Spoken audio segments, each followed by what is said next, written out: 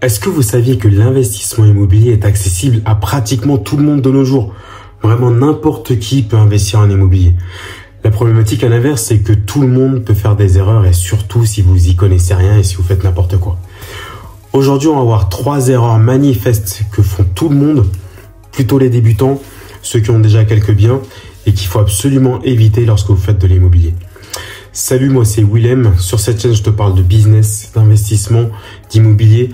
Je te montre plutôt l'angle des dilemmes, des problématiques, parce qu'on sait que si on arrive à résoudre des problèmes, on va réussir à gagner de l'argent en immobilier. N'hésite pas à t'abonner, à liker, à partager. L'objectif, c'est d'atteindre bientôt les 1000 abonnés très rapidement cette année. Ça va être hyper chaud, donc si tu kiffes mon travail, n'hésite pas à me soutenir et abonne-toi. Ok, donc on va partir avec la première erreur, c'est se former. Oh là là là là.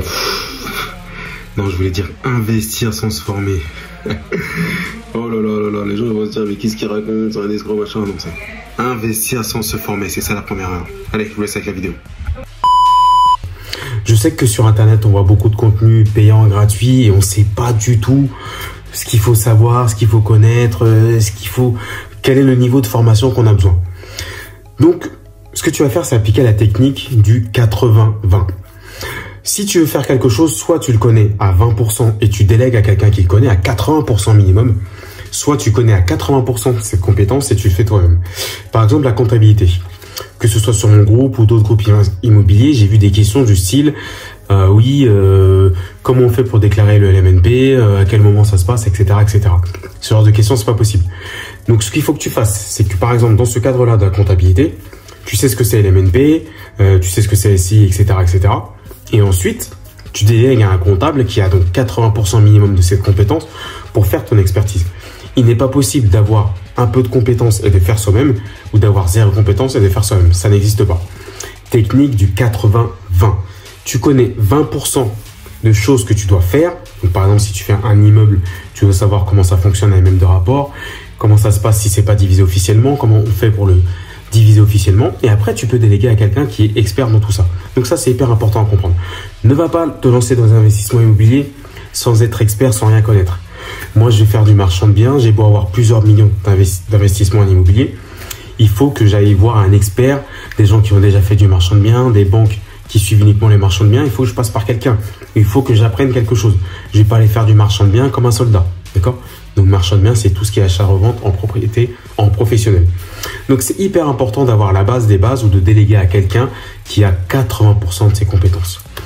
Pour te gagner du temps, donc si tu débutes ou même si tu es déjà expérimenté et que tu es bloqué ou que tu sais pas du tout par comment faire, je t'ai mis dans la description une formation 100% gratuite qui va te montrer toutes les étapes à suivre par rapport à la banque, par rapport à la stratégie et les 30 questions à poser quand tu vas visiter. Donc là, tu vois, moi j'ai 80% des compétences, tu n'auras plus qu'à connaître les 20% et à suivre tous les relais tranquillement. La deuxième grande erreur, et là c'est l'erreur que font la plupart des gens, c'est avoir un premier bien rentable. À moins que tu gagnes 10, 50 ou 100 000 euros par mois, le premier bien va conditionner toute ta carrière. En gros, plus tu as un petit salaire et plus il faudra que tu fasses un premier investissement très rentable, plus tu auras un gros salaire et plus tu auras une marge qui est un peu plus classique ou tu es un peu plus large. C'est quoi un premier bien rentable? Donc un premier rentable, c'est avoir beaucoup de cash flow. Donc si on prend le cas de locatif, il faut avoir un cash flow, c'est-à-dire qu'il reste pas mal d'argent lorsque tu as remboursé toutes les charges, lorsque tu as fait toutes tes dépenses. Et là, je vais te rappeler la première erreur que je t'ai expliqué tout à l'heure, c'est la partie 80-20. Si tu sais pas ce que c'est cash flow, tu regardes un peu comment ça fonctionne et tu délègues à quelqu'un qui sait comment générer du cash flow.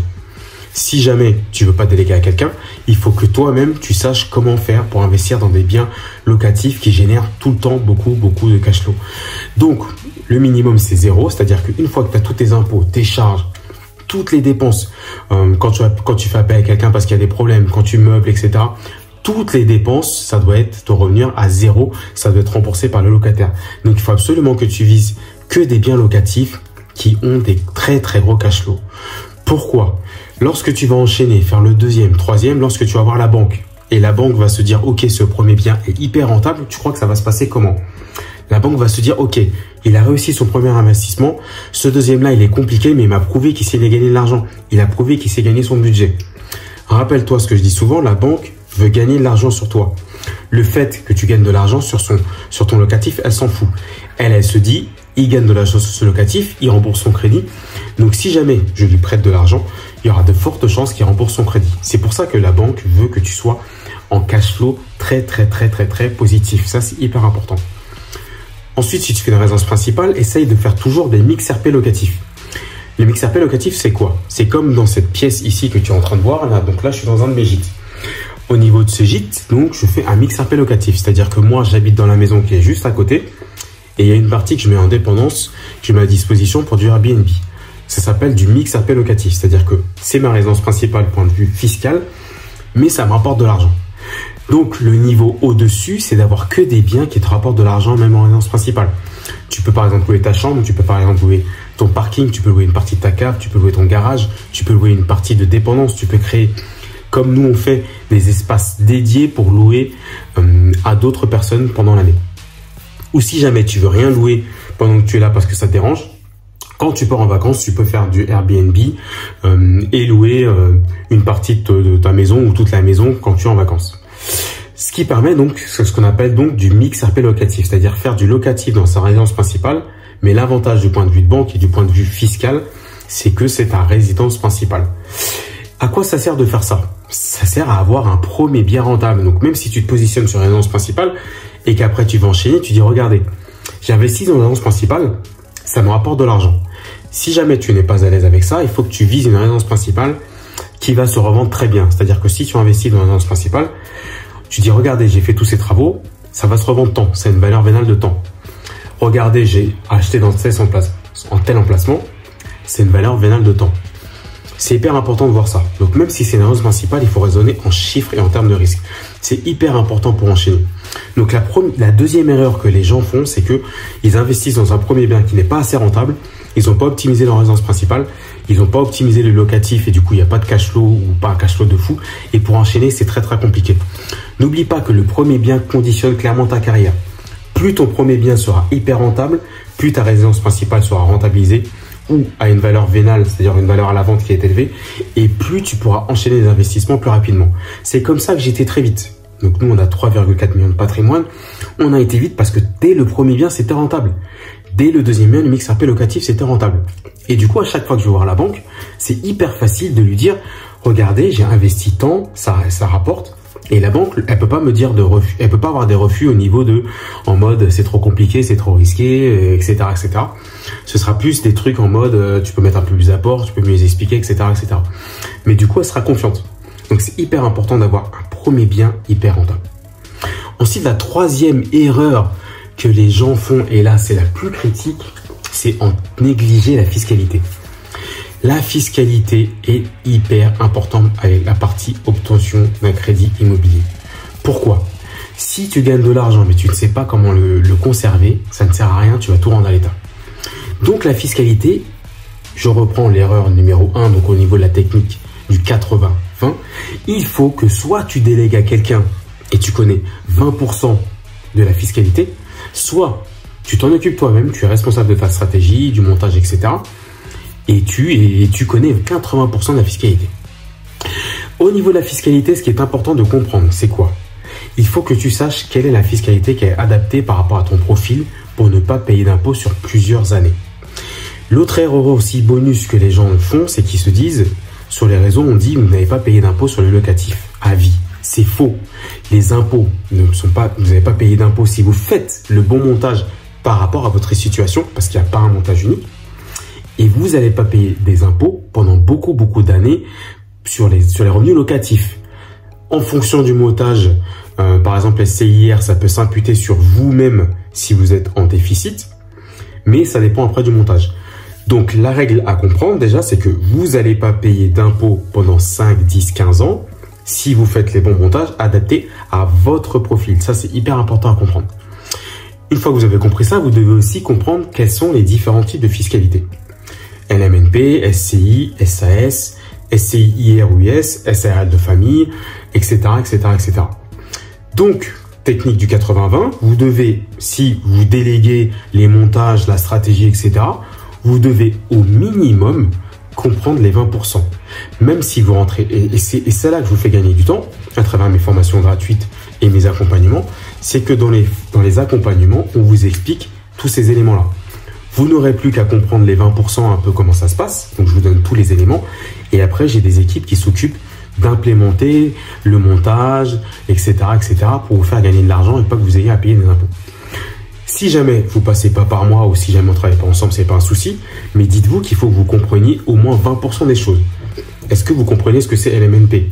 LMP. Est-ce que vous savez quand est-ce qu'on passe LMP? Est-ce que vous savez ce que c'est une SCI-IR, SCI-LIS? Est-ce que vous savez ce que c'est des dividendes, des résultats, du chiffre d'affaires? Est-ce que vous faites toutes ces notions en fait? Même si c'est pas vous qui les mettez en œuvre, même si c'est pas vous qui faites la comptabilité, même si c'est pas vous qui faites le montage, les créations, les statuts, etc., vous devez absolument maîtriser la base des bases. Ne négligez pas la fiscalité. Anticipez-la.